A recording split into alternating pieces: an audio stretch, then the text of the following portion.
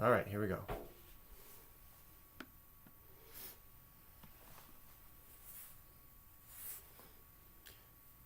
Good morning, everybody. This is David and Sue, LDS Prepper and the Backyard Herbalist. We are very, very excited today to wrap up our fourth. It's third. Is it third? Oh, today's the third. Yeah, third broadcast from Sue on her herbs. And next Saturday, she'll be talking about Culinary herbs and spices. The medicine that you've got in your kitchen pantry that you can use for health. literally you can make your food taste great and become healthier from the herbs you put into them. You may hear a little squeaking noise in the background. I have a special guest. And look what we have here, if I can keep her here. We just had 110 eggs go into the incubator. 108 were fertile. We had 93 Coturnix quail chicks hatch, and all but 13 have been sold, and they are just cute as can be. And so I'll put her back into the brooder with her other sisters and brothers. But anyway, very successful experience with the hatching of the Coturnix quail. Put her back there. Oh, she's out and running around. Okay, I should put her in my pocket or something. You want to hold her? Okay. So, that was fun. If you want to take a look at the videos, literally live videos of that hatching, the whole process, starting from getting the eggs from myshirefarm.com, then go to ldsprepper.com and take a look at the videos there. You're going to hold her a little higher so everybody can see. There she is. They are healthy and running around and full of energy. I wanted to make my flock larger, but actually sold all of them except for these 13 here, which I imagine will sell in the next couple days. Anyway, excited for that. Excited for Sue's presentation today. If you need any preparedness items, you can always go to ldsprepperstore.com.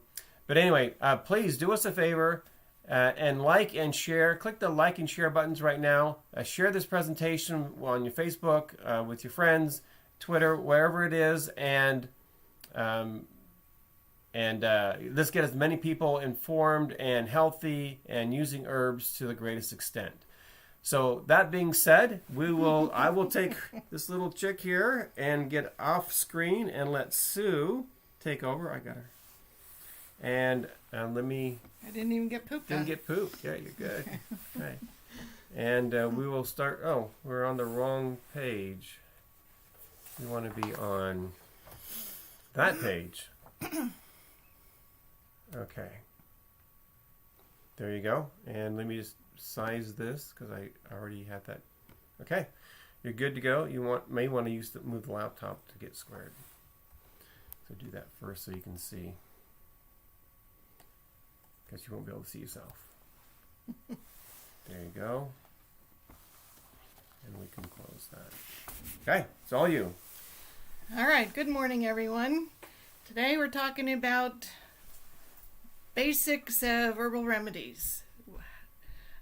Being a backyard herbalist to me means growing your own herbs and then making your own medicines, adding your herbs to foods, and utilizing the plants in your backyard for your health. So, first off, I am not a licensed physician or health practitioner. The information I offer in this presentation is for education and entertainment purposes only. Do not take this as medical advice. Do not take this as my endorsement of any products or practices. Do your own research. Talk to your own healthcare professional before using any herbal remedies or therapies. And you can't make me liable for anything arising from the use of herbs or products that I discuss in this presentation.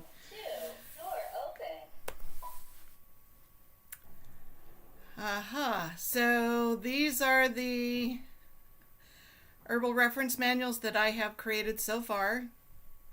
I did this first of all for my own benefit because I found that there were over 100 plants just around where we live that have nutritional or medicinal value, and I had already started memorizing 100 herbs in my Master Herbalist program and knew how daunting it was to memorize that information and to retain that information. So the herbal reference manuals are created so that I could have the information at my fingertips. And if you would like to have this kind of information at your fingertips, you can go to the LDS Prepper Store and pick up those manuals. So let's jump in. The plants that are growing around your backyard, the weeds, the first aid herbs, maybe even some of the culinary herbs that you have in your backyard, the plant is the medicine. So the best way to get that medicine is just to eat it. Eat it fresh. Harvest it in its peak and its prime. Bring it in the house. Put it into your daily menus. Grow enough for fresh use and preserve enough for the winter use, and then start all over again in the spring. That's what being a backyard herbalist is about. There's been some questions on harvesting herbs. Basic rule of thumb is think like a plant. In the early spring, a plant is sprouting new growth, new leaves. Those new leaves are very potent, usually less bitter.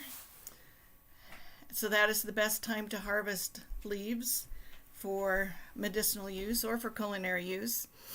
Flowers you would harvest when they are just blooming.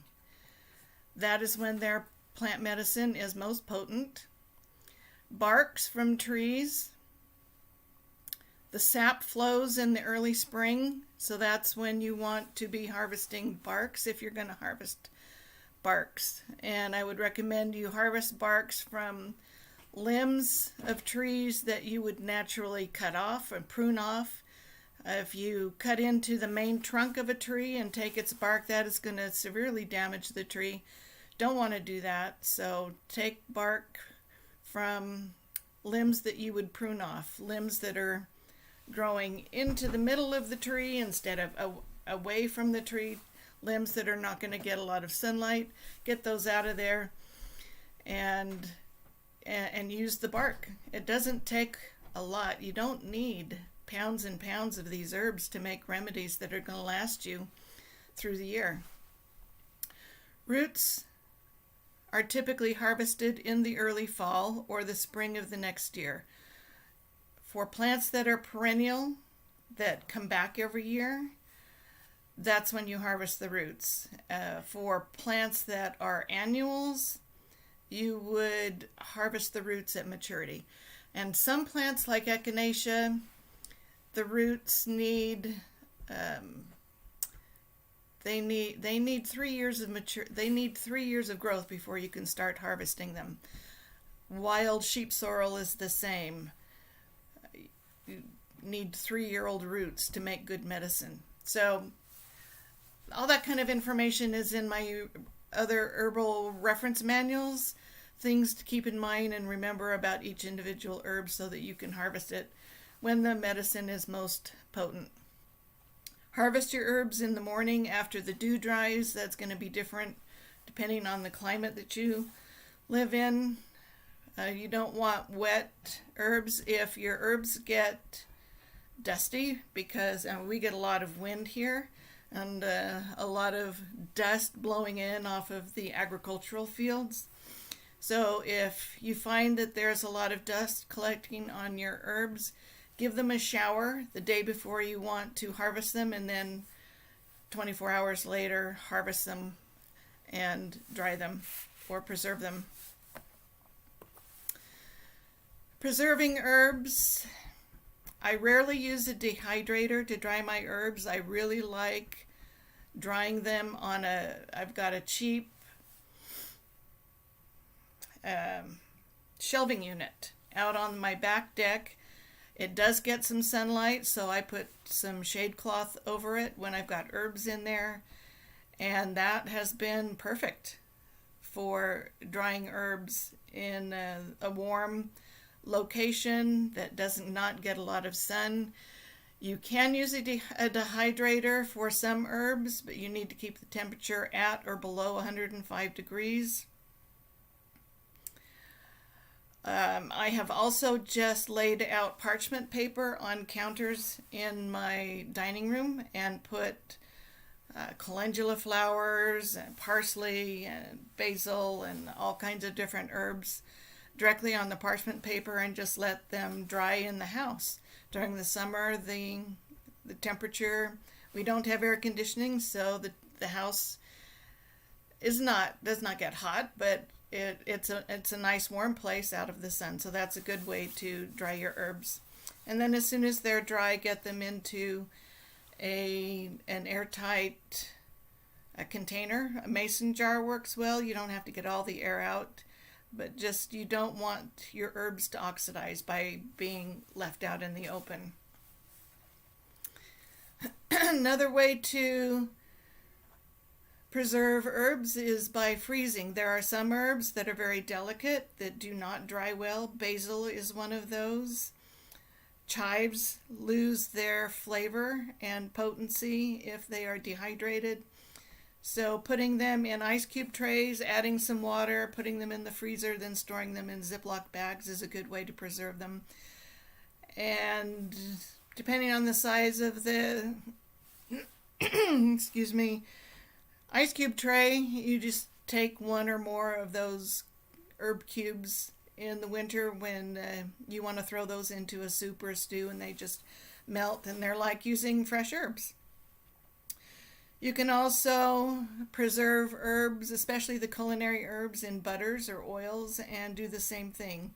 Mix your chives. Chives are really good. Chive butter is really good. Mix your chives, your chopped up chives, with some butter. Put it in an ice cube tray. Freeze it solid. Pop those out. Put them in a Ziploc storage bag, and you're good to go for the winter when you don't have fresh chives in the garden.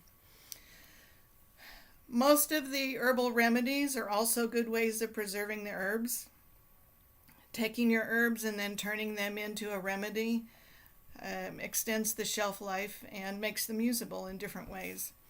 So we'll be going over all of those different kinds of remedies in this presentation. If you are going to be making your own remedies, you need a place to do that. You need a place to store your supplies, and a still room is what that room was called traditionally. A few centuries ago, I don't know for how many centuries, but the woman of the house would usually have a room dedicated to making remedies, making soaps, making perfumes, making personal care products. It's where she stored her alcohol to make tinctures. It was called a still room. So you need a place. You need to figure, if you're going to be making your own remedies, you need a place to do that. You need a place to store your supplies.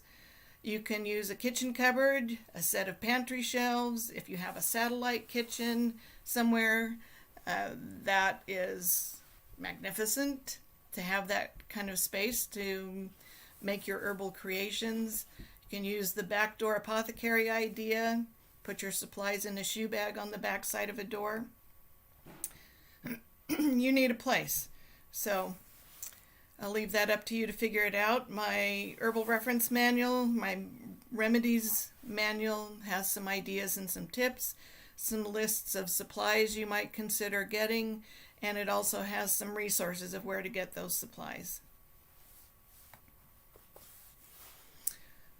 first group of herbal remedies I'm going to talk about today are external. These are remedies that you apply to your skin.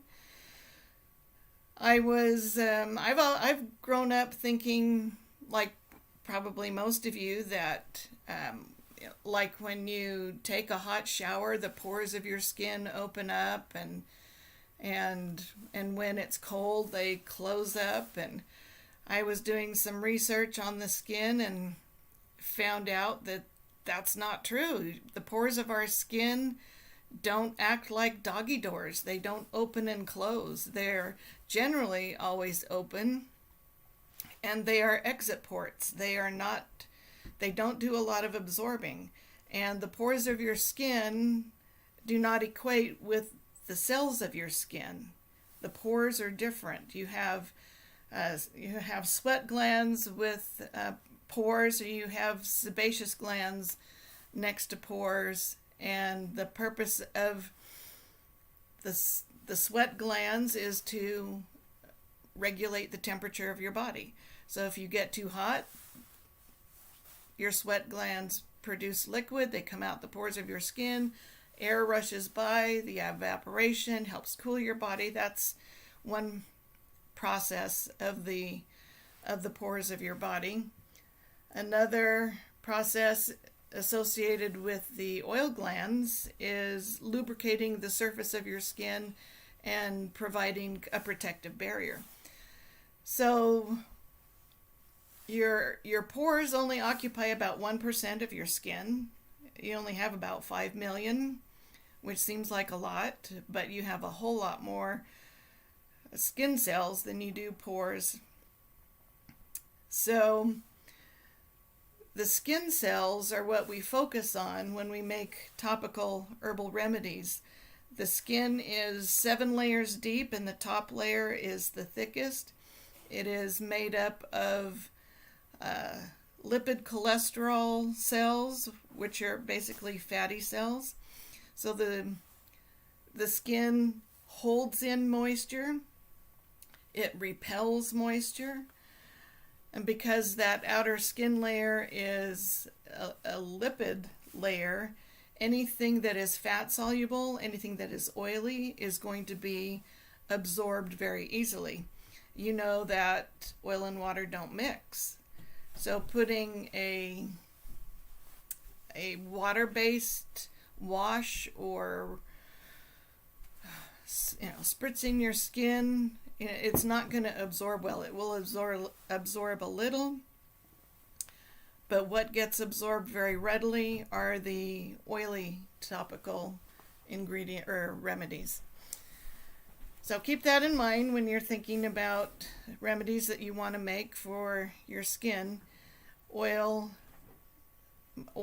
and ointments and salves and that sort of thing are very readily absorbed. And once they get through the 7 layers of your skin, they go right into your bloodstream. So it's a good way of getting herbal ingredients into your body. Poultices are an herbal remedy that have been used for centuries. We don't do them so much anymore, probably because of modern medicine just doesn't go that route anymore, but it's a really, really good way to get medicine directly onto a wound or to a rash or a burn. You can use fresh or dried herbs. You just mush them up, bruise them, mix them with, it would be good to mix them with some olive oil or another good topical carrier oil, because the oil is going to move the plant medicine into your skin that way and be very effective. Once you get a wad of plant tissue on the affected area, then you want to wrap it. I have found that cotton diapers will tend to absorb the liquids in the plants faster than your skin will. So just take some saran wrap, some plastic wrap that around the poultice, then wrap it with the cotton Band-Aid if you want to. You apply heat to the poultice to increase blood circulation to the area. You apply a cold pack to the affected area if you want to decrease inflammation. So that's kind of the general rule of thumb. A lot more details can be found in my reference manual. I've got some supplies listed there for making poultices and a list of classic herbs that are typically used in poultices, and all of those herbs you'll want to have on hand, grow them in your backyard and use them, have them at your fingertips.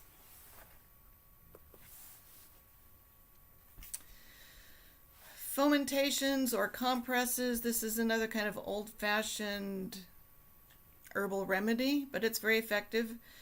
If you don't want the cover the affected area with the plant material, just make a tea out of it. Soak a cotton cloth in the tea, wring out most of the liquid, not all of it. Apply that to the affected area, cover it with saran wrap, apply heat if you need to increase circulation, or apply cold if you want to decrease inflammation. So kind of the same idea as a poultice, but without the pulverized plant material.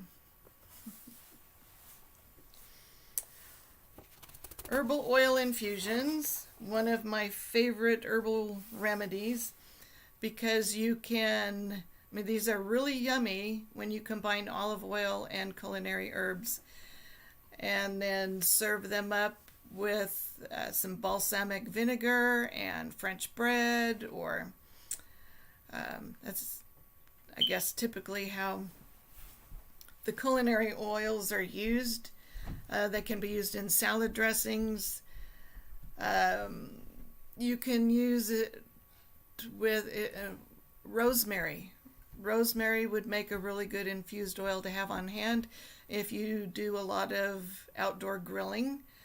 When meats are subjected to high temperatures over 350 degrees, they start developing cancer-causing agents. Rosemary directly reduces the production of those cancer-causing agents. So infuse some rosemary into an olive oil and brush your grilled meats with that oil to help reduce the cancer-causing agents. That's a good way to use herbal oil for medicinal purposes and culinary purposes at the same time. My reference manual provides a list of carrier oils for making massage or bath oils, and several methods for safely speeding up the infusion process. Oil infusions can take 4 to 6 weeks, but if you add a little heat, it can take maybe 2, 3, or 4 days instead.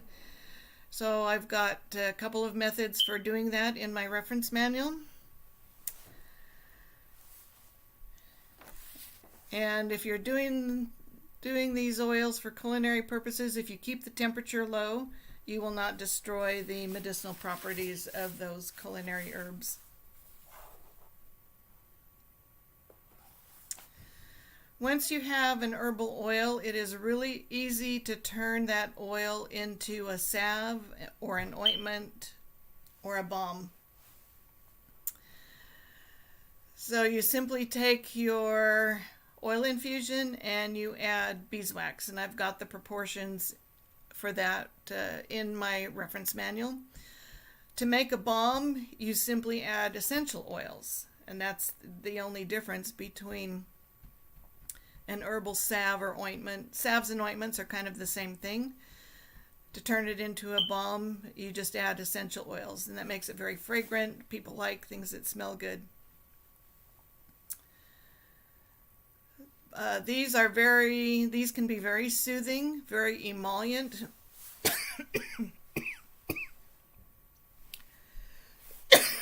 Oh boy, excuse me.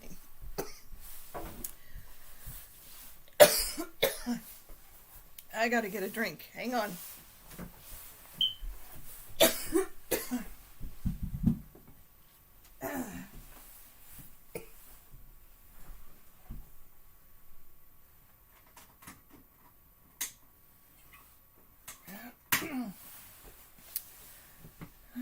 Sorry about that.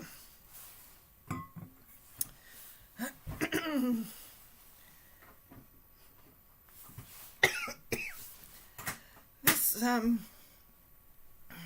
you go get the raspberry syrup and a spoon, please? Live demo?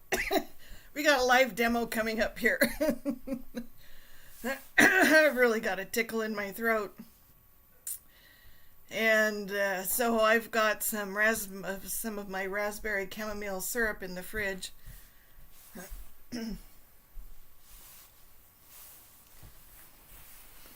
So I do a lot of business coaching all day long with people. I teach people how to have an online business with affiliate marketing and advertising on YouTube.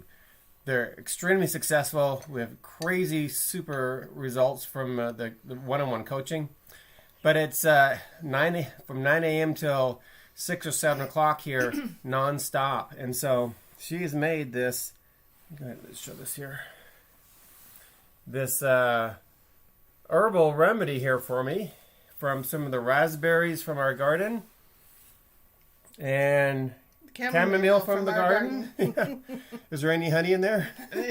There is honey from the beehives. Honey from our beehives.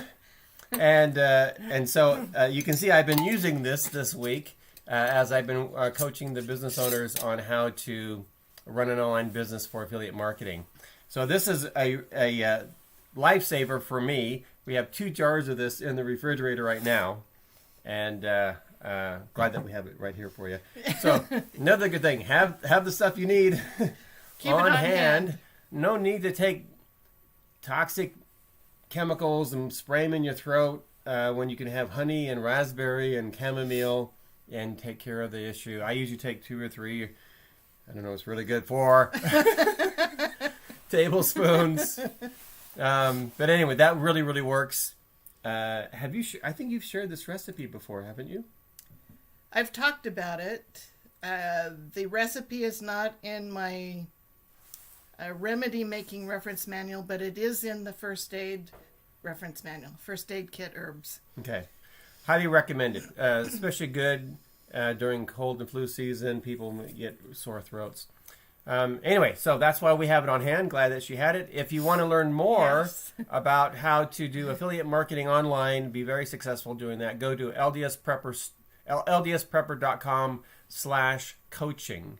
ldsprepper.com/coaching. I'll put a link there in the chat. But anyway, back to our regularly scheduled program. And I was able to change the battery in the smoke detector. I don't know if you're hearing that chirping. You may have thought it was another quail. No, it was the battery going dead in the fire extinguisher. So this is a live broadcast. Smoke detector, yeah. Live broadcast here. It is what it is. Hope you guys are enjoying it. So while I'm thinking about it, this syrup makes about between 2.5 to 3 cups of syrup. The recipe does. And so I like to put about a cup in a mason jar and keep this in the fridge and fill 2 other mason jars with just a cup of the syrup and put those in the freezer. That way it stays fresh, doesn't go bad, doesn't ferment. And when we run out of this, we can pull one out of the freezer and use it. So just make sure that it doesn't go bad on us. Okay. Herbs, herbal salves, ointments, and balms. Very soothing, very emollient. Because they are oil and beeswax based, they are absorbed very readily into the skin, go into the bloodstream, and do lots of good things for your body. Liniments are like tinctures because they are made with alcohol. You can also make them with oil as an oil infusion. Because they are for external use only, very important for external use only, you can save some money by using rubbing alcohol instead of ethanol.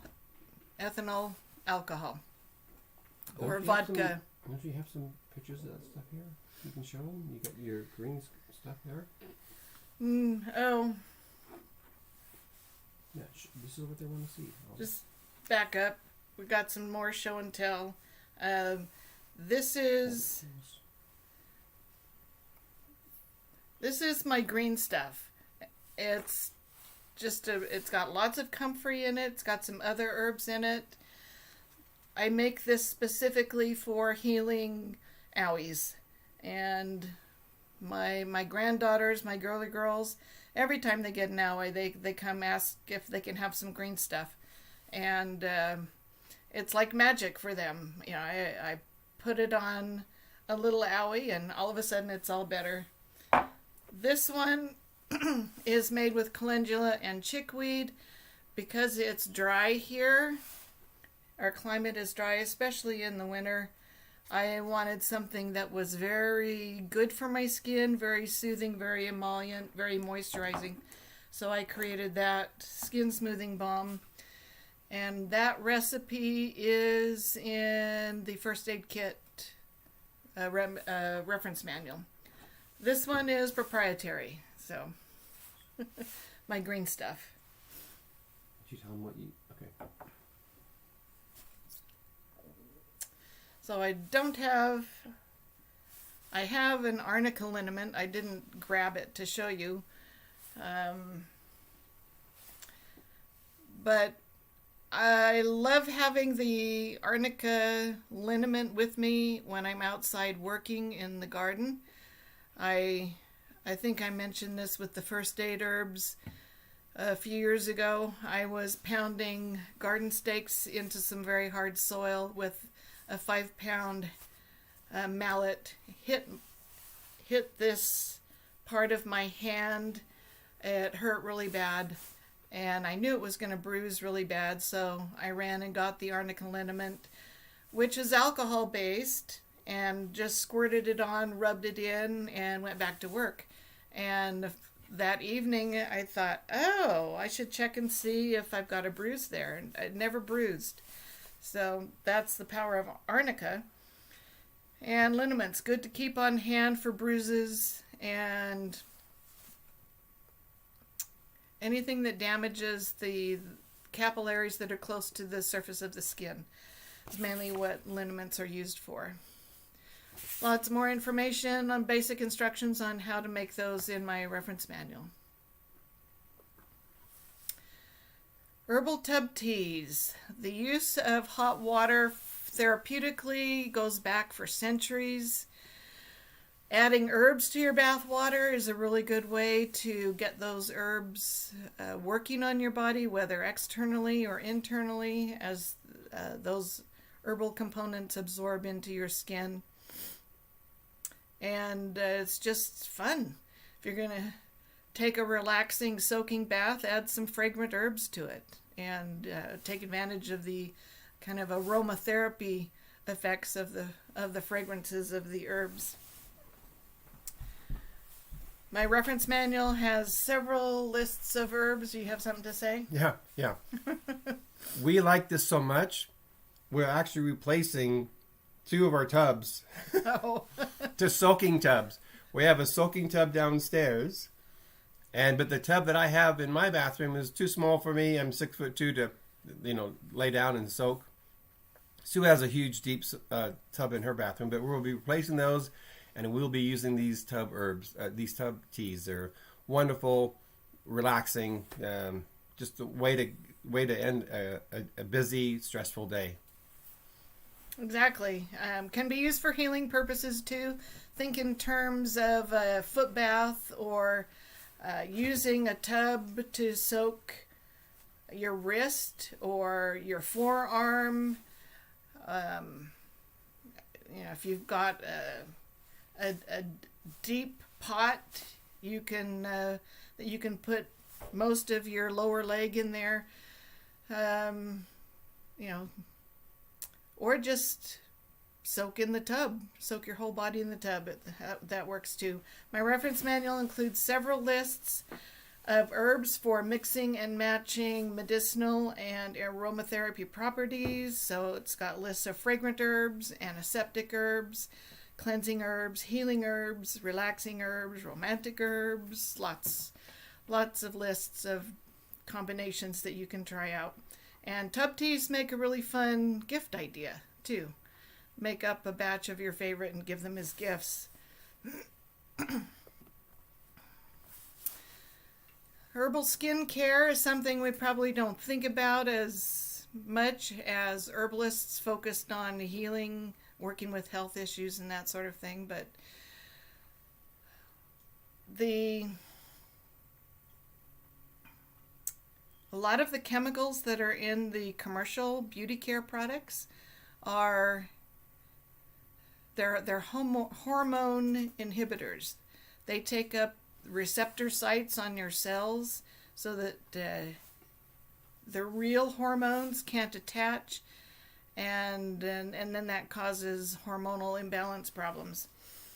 So, the woman of the house in centuries past, I mean, she made all of her soaps, she made all of her lotions, she made all of her perfumes, she made all of the herbal remedies.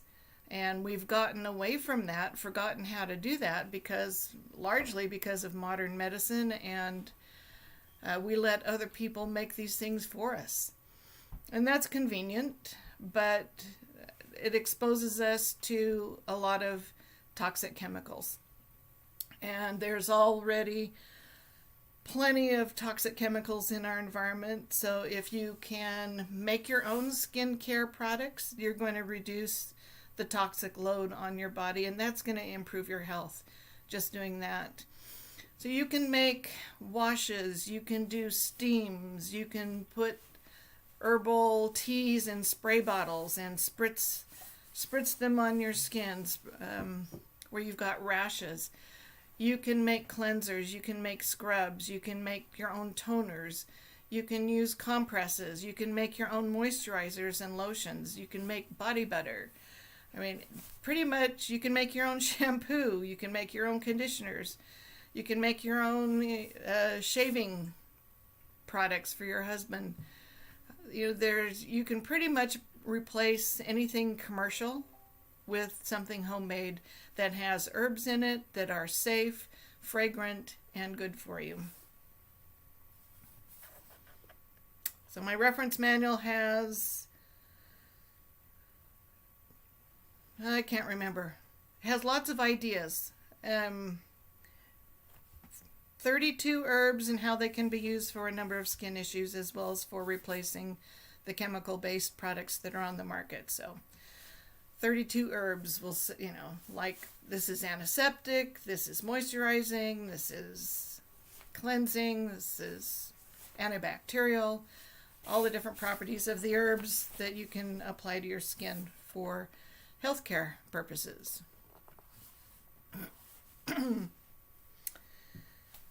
Okay, this is a subject that we don't talk about much in public society today, but these are long-standing folk remedies. There are lots of pros and cons out there today for using douches and enemas, and I discussed that in my reference manual. Most of the cons are associated with the chemicals that are put in the commercial products. Enemas are good for when you can't keep anything down orally, when you're throwing up so much you can't keep herbal teas down. You can get, the fastest way to get those herbs into your system is through an enema.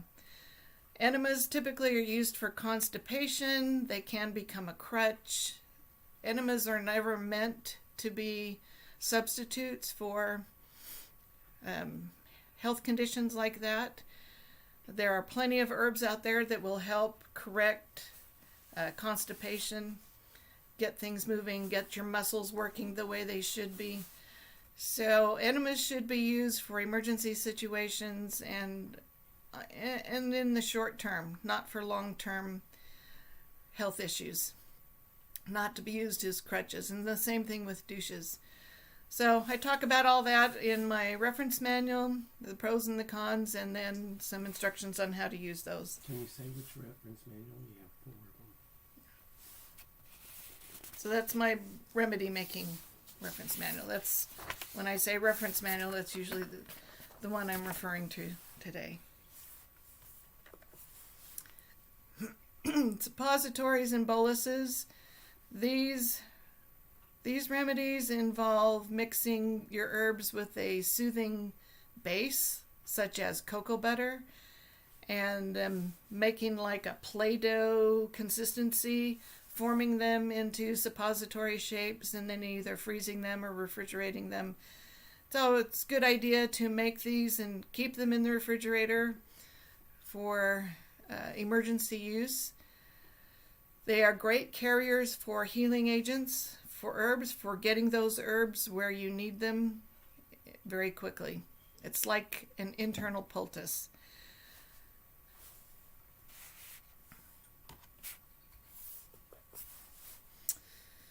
So let's talk about internal remedies. And by that I mean remedies that go in your mouth and through the digestive tract into the circulatory system, out of the body. That's what I mean by internal remedies. These are long-standing traditional type remedies. They're easy to make and generally regarded as safe. Herbal infusions or teas is probably one of the most basic herbal remedies, sort of like poultices. Just take the plant, put it where it's needed. Make a tea with the plant material. Teas generally refer to an infusion of leaves or flowers. Decoctions, which we'll talk about next, it's the same process, but it's used for roots and barks and some seeds. Teas are really good. Water is really good for extracting water-soluble plant nutrients and the water-soluble plant medicine. Not all the plant medicine in a plant is water-soluble, and that's why we use alcohol or vinegar or something else to get those plant medicines out. Teas have a relatively short shelf life. You want to drink them within a couple of days max. Keep them in the fridge. Make a big batch of what you would drink over the next couple of days. Keep it in the fridge, and use it up quickly because they don't last long. The potency diminishes rather quickly. Herbal decoctions, like I mentioned, are best for roots and seeds and barks. And this requires simmering these tougher plant materials over low heat for a longer period of time. Teas, you typically steep those herbs for 10 or 15 minutes to get the nutrients, like the vitamins and minerals, out of a plant. You would steep the tea overnight. Decoctions, because of the toughness of the plant material, they will stand up to simmering over low heat for a longer period of time to get those medicinal properties out. So the water-soluble nutrients and the water-soluble plant medicine is what you get. And like teas, this has a relatively short shelf life. You want to use it up quickly. So to get around that, you can make a tea, pour it into an ice cube tray and freeze that, or take a really good tea that you love and put it in a popsicle mold. Keep that in the fridge during the summer for a refreshing treat. So that is a possibility too. Another way of prolonging the shelf life of some of these remedies. Juicing has become really popular in the last few years. If you love to juice, whether it's fruits or vegetables or both, add some medicinal herbs to the mix. Take the juice, drink it, or pour it into ice cube trays and Make popsicles out of it. Again, it has a shorter shelf life. You need to drink it up pretty quickly, but you can freeze these. And I think I did a workshop a year. Was it last year? Maybe the year before. I combined violet leaf and plantain and aloe. I think it was aloe vera gel, and very demulcent, very soothing. Put that in, poured that into an ice cube tray and froze it. Make for a really good soothing herbal poultice kind of summer plant recipe. Anyway, that was fun doing that one. Herbal pills, sometimes, well, traditionally they've been called electuaries or pastilles or pastilles. It depends on what kind of a French accent you want to use. Best used with powdered dried herbs. You mix the herbs with a binder, such as honey or peanut butter or molasses or something thick and gooey, a syrup, or maple syrup is another binder. Mix it with your dried herbs till you get these little balls, or you get a paste like a pie pastry dough that you can make into little balls, and then you can store them in the refrigerator or the freezer. Or Rosemary Gladstar just suggested put the paste in a mason jar in the refrigerator with a label and a small spoon. Said help yourself. Self-serve, help yourself. Take a spoonful of the medicine and eat it like a power ball, an energy ball, a little ball of candy. A great way this is a really good project for getting your kids involved in medicine making, because if they make it, they're more likely to want to take their medicine and eat it. What's typically in it? Pardon me? What's typically in it? Herbs and peanut butter, or just what I said. I have more details and basic instructions in my herbal remedy making reference manual. About a 3-month shelf life. So you want to, if they last that long, use them up within 3 months. Also, if the herbs don't taste, if somebody still objects to the taste, let me say that, you can always roll the balls in coconut or chopped up nuts or cocoa powder. You could dip them in chocolate. There's lots of different ways to make them a little bit more enticing and flavorful. Herbal capsules are very convenient. We are a pill popping society after all, and it is convenient to, if you need to take your medicine with you when you're traveling or at work, or whatever, where you could not do a poultice or one of the other remedies at home. Capsules are very convenient for that kind of portable medicine. There is a really good capsule making machine. It's not really a machine, it's a manual device. You can see part of it in the picture here. It makes 24 capsules at a time. Takes about 2 minutes to make 24 capsules, and you can get that at capsuleconnection.com.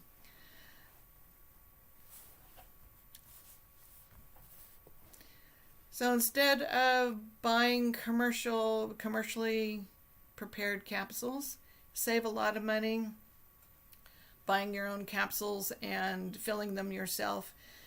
And some people have a hard time swallowing capsules.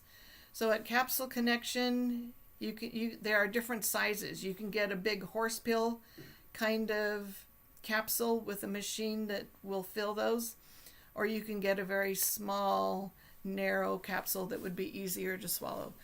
So you can customize your capsules for your own tastes and preferences. So I'm one of those people that have a really big problem trying to get a capsule down my throat.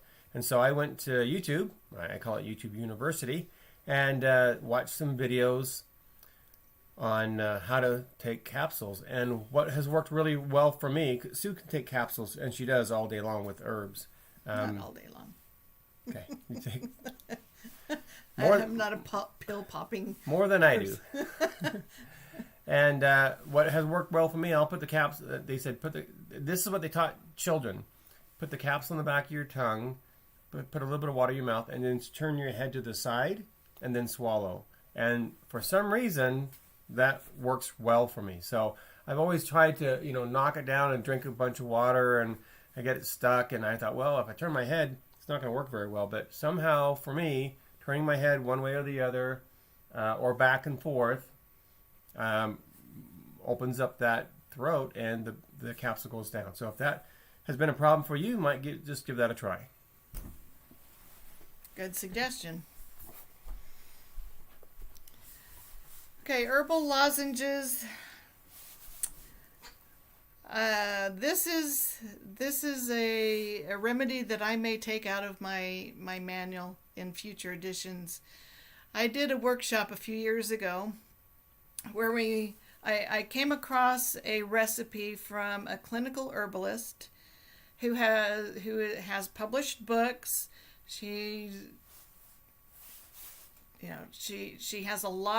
has decades of experience with herbs, and she had this throat lozenge recipe. So I have studied her books, and I trust what she teaches, and so I decided, well, for this workshop, let's make some lozenges and see how they turn out. So we're in the middle of making these lozenges, and we're heating up the herbal tea. We've added the sugar, and we're bringing it up to 300 degrees to the hardball stage, and one of the participants looks at me and says, "Doesn't high heat destroy the medicine?" And I thought, yeah, it does. What are we doing this for? And so I don't recommend herbal lozenges anymore, but the recipe and the instructions are still in my remedy making manual. You can make them if you want or not. It just doesn't make sense to me why you would put herbs in there if the high heat is just going to destroy the medicinal property. So what I recommend instead are the herbal syrups, like we already talked about, my raspberry chamomile syrup. You can use dried or fresh herbs or both. You make a tea, either an infusion or a decoction. You strain off the herbs, you add honey or sugar, and it's done. And it's yummy and it's effective. This particular recipe is so good, I would drizzle it over ice cream for dessert or over pancakes or waffles. Only if you're going to eat those for dinner at night, because the chamomile is a calmative, relaxing herb. And when I had this syrup for breakfast one morning a few years ago, it wasn't very long after I'd had breakfast where I just thought, oh, yeah, I think I could go back to bed. It's just very relaxing and very effective. So the syrup is good for throats, dry throats, scratchy throats, sore throats. It's also, because of the chamomile, it's a good antispasmodic. So when you've got a spasmodic cough, when you start coughing and can't stop, that will stop it. So a good nighttime remedy. When your body's coughing, it's coughing for a reason. It's got something in your lungs that it wants to get out. So there are herbs that I recommend for daytime use, such as mullein. It's a good respiratory herb. It'll break up the congested mucus so that you can cough up the nasties and get rid of them. It will help with dry hacking coughs to make that cough productive. And, once your body has gotten rid of what it's trying to get rid of, it stops coughing. But at night, when you want to rest and get sleep, and because that's a good thing too when you're sick, this chamomile raspberry syrup is really good for calming down that coughing so that you can sleep and rest. So I highly recommend syrups as a remedy, as an alternative to the throat lozenges. I think it's much more effective. Don't want that one. Herbal tinctures. Okay, this is probably the most popular herbal remedy. It's the one most people want to learn how to make, but just the name tincture sounds kind of intimidating. But tinctures are actually very, very easy to make, and they have a very long shelf life. So years and years and years if you keep them in a cool, dark place. Tinctures are made with, it's basically like an herbal tea, but you use ethanol alcohol instead of water.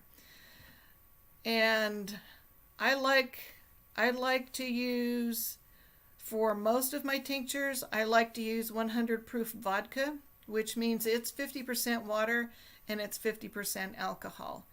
So the water aspect of the alcohol is going to extract the water-soluble properties of the plant, and the alcohol part is going to extract the non-water-soluble constituents. So your volatile oils, your fixed oils, gums and resins, and alkaloids. If you don't know what alkaloids are, it's the name of a plant constituent that has, it's largely responsible for the bitter flavor in a plant. Some of those alkaloids can be toxic at higher levels.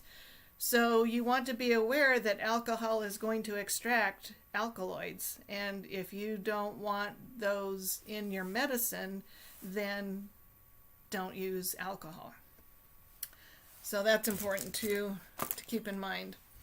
So here I have a mason jar full of gumweed buds. Now this is a weed.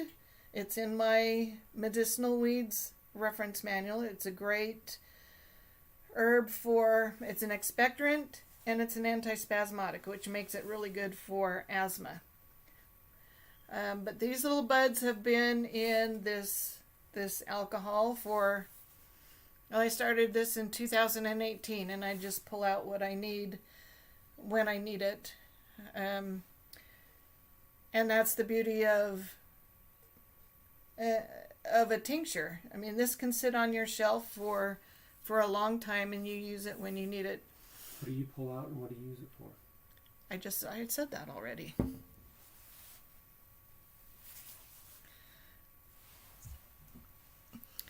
Now this is another alcohol tincture. This is made with fresh ginger root. It's absolutely gorgeous. I hope you can see the golden orange color.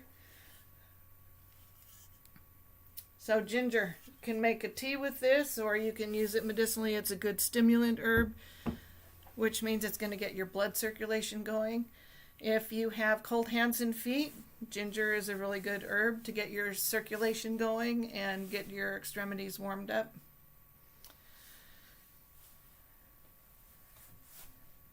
So if you want to extract, if you want to extract more of the gums and resins and oils from a plant, and gumweed is a good example because the medicine is in the gummy part of the flower bud. So I have used 190 proof ethanol alcohol to extract these. If you can find 190 proof, it does a really good job of extracting those gums and resins. If you can't find it, in some places it's not sold, then use Everclear, which is 150 proof. and that will get more of the gums and resins, the medicine that's in the gums and resins. Alcohol tends to break down the cell walls of the plant structure itself, and the plant medicine is inside, it's inside the cells. So you want to break down those cell walls. So alcohol does a really good job. Tinctures are generally higher in potency than teas, and so you take smaller doses and it has a longer shelf life. So those are the advantages and the uses. For those who don't want to be ingesting the alcohol, glycerites are a good non-alcoholic alternative.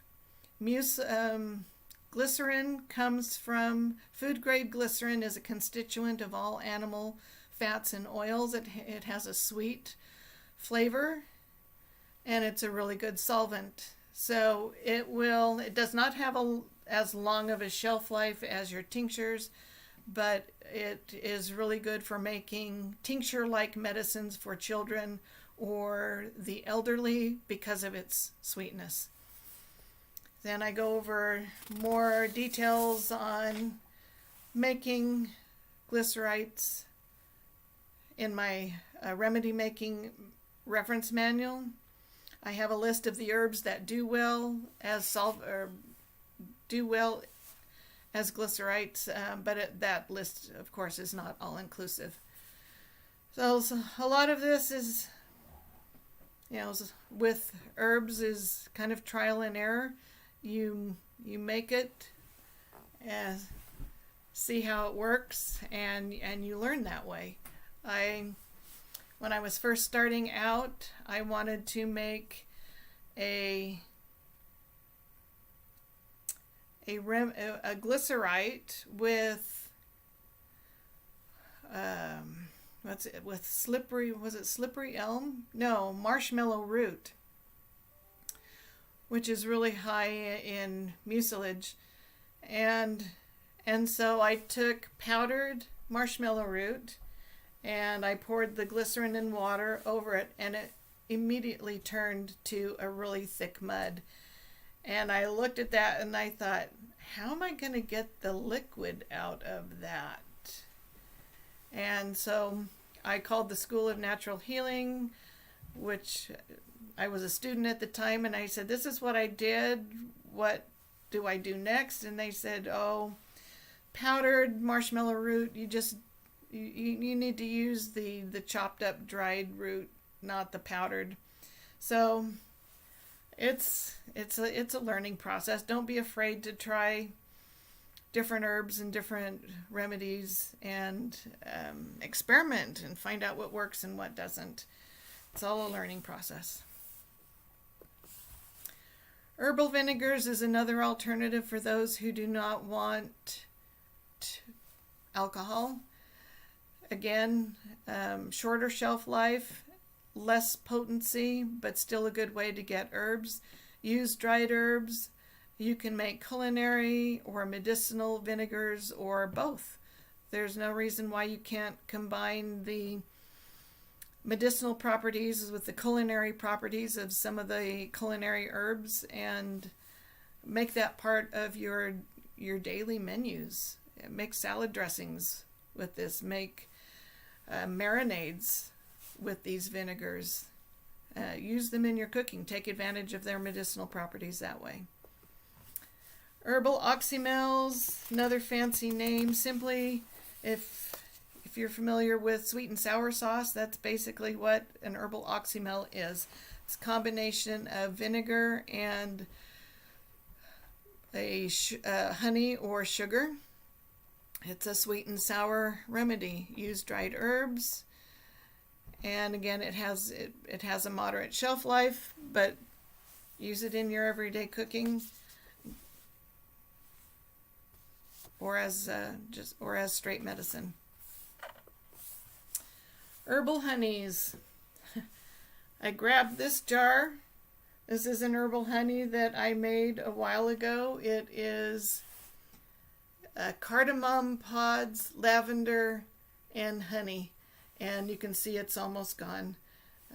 Really good combination. You combine honey with the dried herbs. You let the herbs steep in a warm, relatively warm place out of direct sunlight. You turn the jar a couple of times a day.